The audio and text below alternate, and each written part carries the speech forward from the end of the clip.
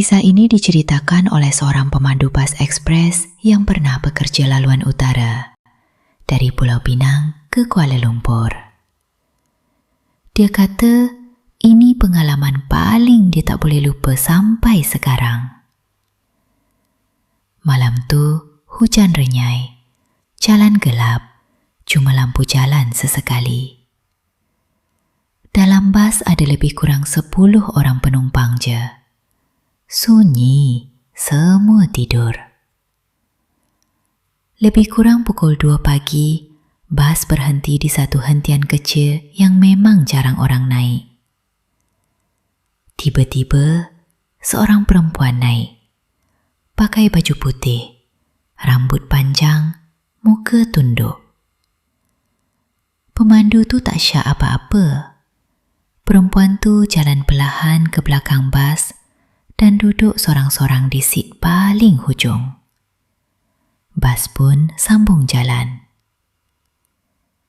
Beberapa minit lepas tu, pemandu tu perasan sesuatu dekat cermin tengah. Dia nampak perempuan tu tak bergerak langsung. Tak tukar posisi, tak tengok kiri kanan, macam kaku. Dia cuba buang perasaan. Mungkin penat. Tiba-tiba, seorang penumpang lelaki dari depan datang ke arah pemandu dengan muka pucat. Bang nampak tak perempuan belakang tu? Pemandu jawab, nampaklah, kenapa? Lelaki tu berbisik perlahan.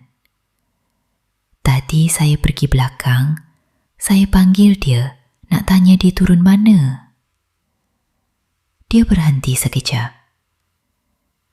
Tapi bila saya dekat, saya nampak kaki dia.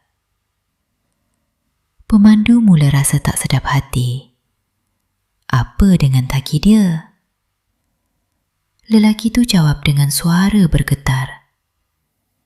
Kaki dia tak cecah lantai, tergantung. Pemandu terus tekan minyak, tak pandang belakang lagi. Semua penumpang mula bangun. Suasana jadi senyap tapi tegang. Tiba-tiba, lampu dalam bas berkelip-kelip sendiri. Dan dalam cermin tengah, perempuan tu perlahan-lahan angkat muka. Mata hitam kosong.